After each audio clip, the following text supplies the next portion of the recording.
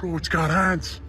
What the hell is that? Oh my God. Bigfoot stalked our family home, systematically breaking my entire family apart piece by piece. That Sasquatch wasn't satisfied with just breaking our bodies. It was driven by far worse anger that he let out on us all. And the horrific things the Sasquatch did when it got in our house will be the most horrific thing you'll ever hear about him.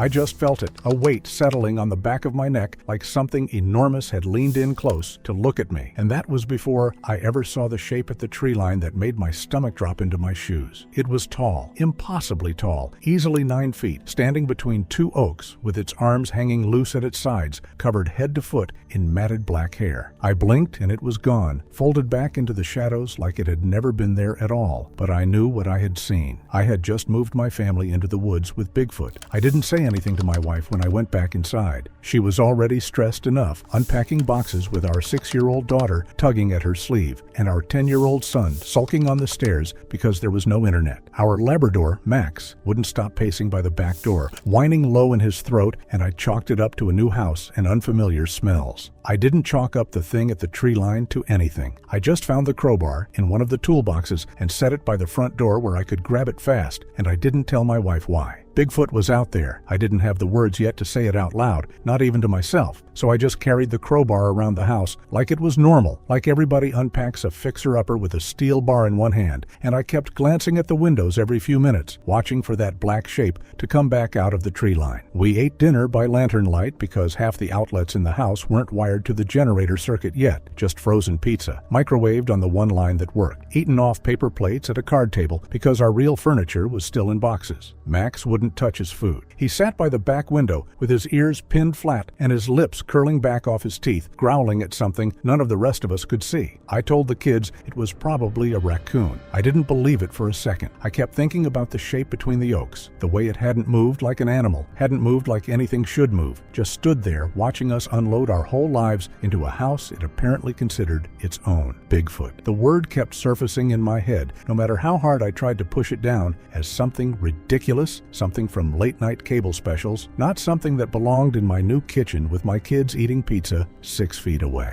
Then I saw the handprint on the glass. Right there on the outside of the window, Max was growling at, a huge smeared print with 5 fingers splayed wide and claw marks gouged into the fog of condensation, a print the size of a dinner plate. My heart slammed against my ribs. I grabbed the flashlight off the counter and went out the back door before my wife could ask where I was going, and the second I stepped onto the porch, the night air felt wrong, thick and still, like the whole property was holding its breath. The grass around the house was flattened in a wide, deliberate circle, like something had walked the entire perimeter of our home, checking every window, every door, cataloging every way in. I followed the flattened path with my flashlight shaking in my hand, and I found the tracks near the tree line, each one nearly 18 inches long, 5 toes pressed deep into the dirt, a stride length longer than anything on 2 legs had any business making. Bigfoot had walked a full lap around my house while my family ate pizza inside. I followed the tracks to the edge of the trees, and they simply stopped, not faded, not trailed off into leaf litter the way a normal animal's prints would. They stopped dead, mid-stride, like whatever made them had lifted straight up off the ground and vanished. I crouched down and ran my fingers along the last print, and the edges of it were still crumbling inward, fresh, wet, no more than a minute or 2 old, which meant Bigfoot had been standing exactly where I now knelt only moments before I got there. I stood there with the flashlight beam trembling across bare dirt, my pulse pounding in my ears, and I had never in my life felt so certain that I was being watched by something that could kill me in about 4 seconds if it wanted to. Somewhere off to my right, a branch snapped, a single dry crack in the total silence, and I swung the flashlight toward it and caught nothing but empty trunk and black spaces between them, any one of which could have been hiding 9 feet of muscle and matted hair. I backed away without turning around because some old animal part of my brain told me not to show my back to the tree line, and I didn't stop backing up until I hit the porch steps, my boots catching twice on the uneven ground because I couldn't make myself look down. Bigfoot was out there in the dark, close enough to smell my sweat, and I had brought my wife and my kids to live 20 20 yards from it. Inside, I barricaded the front door with the entryway bench and told my wife we were leaving first thing in the morning. She didn't ask why. She just looked at my face, at whatever was written across it, and she nodded and started quietly moving the kids' shoes by the door so we wouldn't waste time in the morning hunting for them. I loaded the hunting rifle I kept in the hall closet, an old bolt action I'd used exactly twice for deer, and I sat by the front window with the barrel resting on my knee, watching the black wall of trees for any hint of movement. The generator kept humming its steady mechanical drone from the basement, the only sound in a night that had otherwise gone dead silent. And somewhere out there, Bigfoot was moving through the dark, learning the shape of my house, learning where my family slept. I saw the eyes first, two dull amber circles reflecting back at me from about 50 yards out, low to the ground, and then suddenly not low at all, rising up and up until I understood with a sick lurch that they belonged to something standing 9.5 feet tall. For one long frozen second, neither of us moved, and in that second, I could hear my own heartbeat pounding against my cracked eardrums louder than anything else in the world. Then Bigfoot came out of the tree line at a speed that should not have been possible for something that size, covering 50 yards in what felt like 2 seconds flat, its huge feet tearing up clumps of grass and dirt with every stride, and it hit our parked car broadside with its shoulder and flipped it onto its roof in an explosion of shattering glass and screaming metal that echoed off the tree line like a gunshot. Max bolted for the porch, barking hysterically, claws scrabbling on the gravel, and Bigfoot pivoted with terrifying grace and drove one massive fist straight through the siding of the house to snag the dog by the leg as he ran past, wrenching him sideways and flinging him across the yard like a toy. Max hit the ground in a yelping heap and dragged himself toward the tree line, whimpering, one leg clearly broken, and the sound of that whimper cutting through the chaos did something to me that the roar of an engine flipping never could. I was already moving before I decided to move, screaming for everyone to get inside as I ripped the front door open and charged out into the yard with the crowbar raised over my head. Bigfoot turned toward me, and up close it was a nightmare of scar tissue and matted black fur, its chest crossed with old wounds that had healed into thick ridges, and I swung the crowbar into its knee with everything I had. It felt like hitting a telephone pole. Bigfoot didn't even flinch from the pain, just made a low, irritated grunt and backhanded me across the yard with a blow that lifted me clean off my feet. I slammed into an old tree stump and felt two of my ribs give way with a crunch I felt more than heard, white-hot pain flooding my whole side as I struggled to breathe. Through the haze, I saw my wife burst out onto the porch, and Bigfoot lunged at her with one clawed hand, and she threw her arm up to block it out of pure instinct. The claws opened her forearm from wrist to elbow, 4 deep parallel gashes pumping blood down onto the porch boards, and she screamed and collapsed against the railing. Something in me overrode the pain in my chest, and I forced myself up, staggered to the overturned car, and wrenched the hunting rifle free from where it had fallen against the crushed doorframe. I fired 3 rounds into Bigfoot's chest as fast as I could work the bolt, and each shot punched it backward a half step, black blood spraying from the wounds, and finally it let out a bone-shaking roar of pain and fury and retreated in 3 enormous bounds back into the tree line, gone as fast as it had come. I dragged my wife inside by her good arm while the kids screamed and clung to each other in the hallway, and I shoved the couch against the splintered front door with my cracked ribs, screaming in protest. Bigfoot was still out there. I could feel it. The generator kept humming below our feet like nothing in the world was wrong, and I understood with total clarity that whatever was happening to us tonight had only just begun. The bombardment started without warning, a boulder the size of a basketball crashing through the kitchen roof and caving in half the ceiling in an avalanche of plaster dust and splintered beams. Bigfoot wasn't charging the house anymore. It was standing somewhere out in the dark, hurling rocks with the force of a wrecking ball, and a second stone blew straight through the living room window, showering my daughter in glass as she screamed and dove behind the couch. I herded everyone toward the basement stairs, the sturdiest part of the house, while a third impact collapsed the entire front porch under a half-ton slab of stone that must have come from somewhere deep in the woods. Bigfoot was methodical about it. I realized as I watched the pattern of impacts that it wasn't hurling randomly. It was targeting the corners of the house, the load-bearing points, trying to bring the whole structure down on top of us. I sent my wife down to the basement with the kids, her arm wrapped tight in a dish towel that was already soaked through, and I stayed upstairs with the rifle, firing at muzzle flash glimpses of movement out at the tree line every time a shape shifted in the dark. Every impact sent a shudder through the floorboards under my feet, dust sifting down from the ceiling in fine gray sheets, and twice a stone landed so close to the window I was crouched behind that the glass fractured into a spiderweb without even breaking through. Bigfoot didn't retreat from the gunfire this time, just kept throwing. Boulder after boulder, some of them tearing clean through drywall and lodging in the far walls, the house groaning and shuddering around around me like a ship taking broadside hits in open water. I clipped it once in the shoulder, and it let out a furious bellow that rattled the remaining window panes, but it didn't stop, and I found myself counting my remaining shells with a dry mouth, down to 5, then rationing every shot like my family's life depended on each one, because it did. The rocks stopped falling right around 10:30, and the silence that followed was somehow worse than the noise, because I knew Bigfoot wasn't finished. I knew this was only the pause between rounds of something far longer and far worse than I had let myself imagine. The generator kept humming from below, oblivious, indifferent, the one steady sound left in a house that had otherwise gone silent and broken. I stood at the shattered window with 5 shells left and waited for whatever Bigfoot was going to try next. It came for the front door at a dead run, and this time it didn't claw or grab. It simply lowered its shoulder and slammed into the wood like a freight train, the first impact splitting the frame with a crack that shook the whole entryway. I threw my body against the couch we'd wedged there, bracing with my good side while my ribs screamed, and I shouted for the kids to bring anything heavy they could drag, the bookshelf, the china cabinet, whatever wasn't nailed down. Bigfoot hit the door a second time, and the couch skidded backward 6 inches across the floor despite my full weight against it, and I understood in that moment that brute strength alone was going to get it through eventually, no matter what we piled against the frame. The third impact split the door down the center, and Bigfoot didn't wait for the fourth. It punched straight through the drywall beside the frame instead, exploding through studs and insulation in a spray of debris, one massive clawed hand raking across my forearm as I scrambled back. I grabbed a screwdriver off the floor from a spilled toolbox and drove it into the back of that reaching hand as hard as I could, and Bigfoot recoiled with a furious howl, yanking the wounded hand back through the hole it had made. I barely had a second to breathe before it hit the door again, harder this time, and the whole thing gave way at once. A huge, hairy arm shot through the gap and closed around my son's ankle before any of us could react, the claws piercing straight through his sock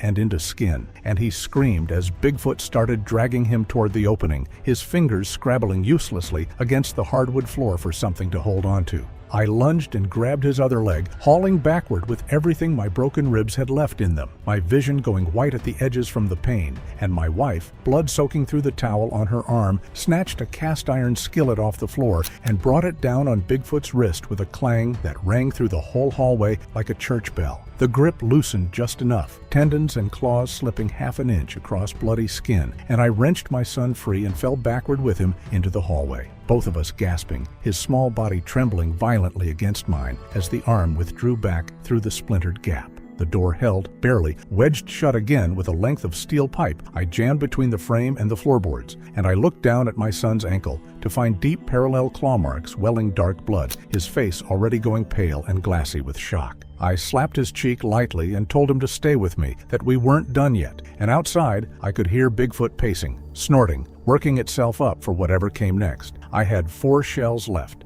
The scraping started above us less than 15 minutes later, heavy claws dragging across shingles, and I watched in horror as the living room ceiling began to bow downward under some tremendous weight. Bigfoot was on the roof, tearing it apart piece by piece, and a moment later, a clawed hand punched clean through the plaster and ripped the ceiling fan out by its wiring in a shower of sparks and dust. Another claw came through beside it, then another, widening the hole with terrifying speed, and I realized with a jolt of pure animal fear that it wasn't trying to collapse the house anymore. It was trying to climb down inside it. I grabbed the shotgun from the hall closet and forced myself up through the attic hatch despite the grinding pain in my ribs, crawling through pitch-black insulation toward the sound of Bigfoot's breathing directly above the plywood decking, close enough that I could smell it, a thick, wet animal stench that made my eyes water. The shingles above my head bowed and cracked with every shift of its weight, and dust and splinters rained down into my hair as I raised the shotgun blind and fired straight up through the roof. I was rewarded with a furious roar and a heavy thud as it lost its footing and crashed off the edge onto the lawn below, the whole house rocking on its foundation from the impact. I fired a second shot after it through the new hole and heard it bellow again as it retreated a short distance across the yard, but I knew it wasn't gone for good, and I was right, because seconds later, a new tear opened directly above the attic hatch, shingles and beams splitting apart like matchsticks, and a massive dark shape dropped straight down through the ceiling into the living room below with a crash that shook dust out of every corner of the house. I slid down out of the attic as fast as my body would let me, shotgun raised, my family huddled somewhere behind the basement door I prayed was still holding against whatever was happening up here. Bigfoot was hunched in the middle of the wrecked living room, sniffing the air, its shoulders nearly brushing the exposed ceiling joists on either side, and when it turned its head toward me, its eyes caught the lantern light and glowed for a half second, like two dying embers, and I felt every hair on my body stand up at once. I fired without thinking, the blast catching it high in the shoulder and spinning it half around in a spray of dark blood,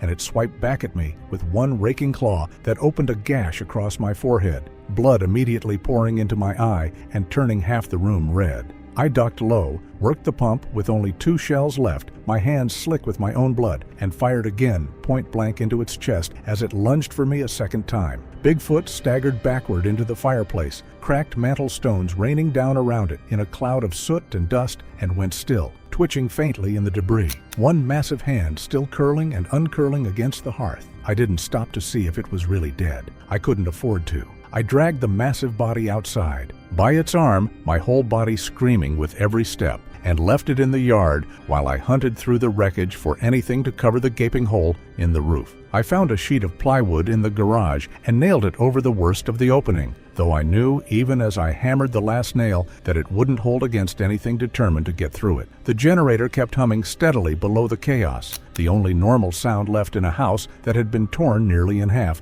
and I had 2 shells left in a shotgun I wasn't sure would matter if Bigfoot came again. The next attack didn't come as an attack at all. It came as my daughter's voice screaming from somewhere out in the backyard, calling for me, telling me it had her, and my blood turned to ice as I spun toward the back door. Then I saw her standing right beside me in the hallway, crying, very much inside the house, and I understood with a fresh wave of horror that Bigfoot was throwing her own voice back at us with perfect, sickening accuracy. Moments later, my son's voice cried out from the front yard, begging for help, though he was slumped against the basement doorframe not 6 feet from me. And I realized Bigfoot wasn't just an animal. It was hunting our minds now as much as our bodies, and unable to reconcile what she was hearing, started crawling toward the front door where the fake cries kept coming, her small hands pushing against the floorboards, and I grabbed her and held her against my chest, while the voice kept calling out that it hurt, that it needed help, in tones so exact I nearly believed it myself, despite the fact that I could feel her tiny heartbeat racing against my own ribs at that exact moment. The voice moved too, drifting from the front yard to somewhere near the side of the house, then back again, as if Bigfoot were pacing a slow circle around us while it worked its trick, testing which direction would pull us out fastest. Then the voice shifted again, calling my wife's name in a pitch-perfect imitation of our daughter's cries, and my wife, dizzy and pale from blood loss, began dragging herself up the basement stairs, insisting that our girl was really out there, one hand smearing blood along the stair rail as she pulled herself upward. I had to physically block her, holding her back while she fought me with more strength than her ruined arm should have had left in it, sobbing that she could hear our daughter, that we had to go now, and I finally forced her back down the stairs and slammed the basement door shut, my own eyes blurring with tears because even I couldn't be sure anymore what was real and what Bigfoot had manufactured to tear us apart from the inside. Somewhere above us, the voice let out one last broken sob, and then it stopped, and the silence that followed felt worse than any of it, because silence from Bigfoot never meant safety. It only ever meant the next thing was already coming. The mimicry stopped as suddenly as it started, and in the silence that followed, Bigfoot came through the kitchen window in near total silence, glass exploding inward in a glittering spray, as it seized my daughter by the hair before I could even shout a warning, yanking her clean off her feet. I threw myself at it without a single thought in my head, driving my shoulder into its midsection and slamming it back into the counter hard enough to crack the tile backsplash, and its claws raked down my back in 4 burning lines that felt like being branded with a hot iron. I grabbed a kitchen knife off the counter, the same knife we'd used to cut the frozen pizza only hours earlier, and drove it into the side of its throat with a scream tearing out of my own chest, twisting the blade as it sank in. Thick, dark blood sheeted down over my hand and forearm, hot and reeking, and Bigfoot released my daughter and dropped convulsing to the kitchen floor, one fist beating weakly against the linoleum before going still. My daughter was pale, bleeding from a dozen shallow glass cuts across her back, and I gathered her up and carried her down to the basement where the rest of my family lay in various states of ruin, my wife barely conscious, my son's ankles swollen and hot to the touch, infection already setting in. I was the only one still standing, and I didn't feel like I was standing on much. The generator hummed on below us, oblivious to everything, and I had exactly 1 shell left in the shotgun and no idea if it would be enough for whatever Bigfoot had left in it. The scraping came from beneath the basement floor sometime after 3 in the morning, a slow, deliberate clawing sound working its way toward us through packed earth. And I understood with total dread that Bigfoot was tunneling directly toward the one thing keeping any part of our lives functioning, the generator itself. I grabbed the fireman's axe from the utility shelf and the one working flashlight and went to stand over the machine as the dirt in the corner of the basement began to heave and crack, a massive clawed hand finally breaking through into open air. I swung the axe down across those fingers as hard as my exhausted arms could manage, and Bigfoot howled and yanked back, only to start digging again with even more ferocity, dirt and roots flying in every direction, tearing the hole wider until it was big enough to fit a body through. The flashlight beam jittered wildly across the widening pit as my hand shook, and I could hear the wet, ragged sound of Bigfoot's breathing echoing up out of the tunnel. Labored now, wounded, but not slowing. I planted myself directly in front of the generator, axe raised over my head, defending the one dumb, humming machine that had somehow become the whole battlefield of this night, while Bigfoot's head finally emerged from the hole, bloodied, one eye swollen completely shut, matted fur clumped with dried and fresh blood alike, its chest a ruin of shotgun wounds oozing dark fluid with every breath, and still it kept coming, dragging itself up out of the earth toward me with a hatred that didn't look like it was ever going to run out, no matter how many times I hit it. I brought the axe down across its skull with everything I had left in my body, and Bigfoot went rigid, then limp, and I thought for one heartbeat that it was finally over, until its other hand shot out and clamped around my ankle and yanked me off my feet. I hit the concrete face first, pain exploding across my nose, and by the time I rolled over, Bigfoot had hauled itself the rest of the way up out of the tunnel and was standing over me, swaying, dark blood dripping steadily from a dozen wounds onto the basement floor. I crawled toward the generator on my hands and knees, blood from my forehead dripping steadily onto the concrete beneath me, and I actually begged out loud for it to leave the machine alone, for my family's sake, because without it we had nothing left. No lights, no water, no way to keep my kids alive through what remained of the night. Bigfoot looked down at me without a trace of mercy in its one open eye, breathing in slow, ragged pulls through a throat still leaking blood from earlier wounds, and then it turned its ruined body toward the generator and drove one heavy foot into its side. Not even hard, almost casual, the way a man might nudge something off a table without a second thought, just enough to tip the whole unit onto the concrete. The engine sputtered, sparks hissed and died, and the hum that had followed us since we arrived at this house cut out completely, plunging the basement into total, suffocating darkness, broken only by the sound of Bigfoot's slow, ragged breathing somewhere above me in the dark. I sat in that blackness, holding the cold, dead shell of the generator, while my wife lay unconscious a few feet away, my daughter slipping deeper into fever, my son's ankles swollen tight and hot with infection, and I understood with the last shotgun shell trembling in my pocket that Bigfoot had never wanted our blood at all. It wanted the silence back, the silence the forest had known for centuries before we ever rolled a U-Haul up that gravel driveway with a machine that never stopped humming. I never saw Bigfoot again after that night, though I sometimes still hear that engine drone in my dreams, cutting out into nothing, and I think about the way it looked at me right before it left, not like a monster satisfied with a kill, but like something ancient finally getting its silence back.